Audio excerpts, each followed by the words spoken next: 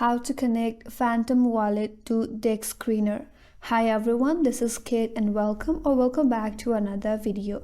And on today's video, we will see how we can connect Phantom Wallet to Dex Screener. So without any further delay, let's get started.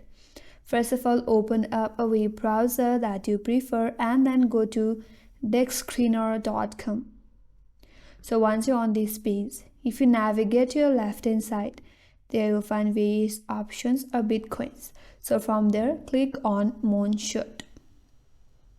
So after you get to this page, now to connect your Phantom wallet, click on this connect button from the top right corner.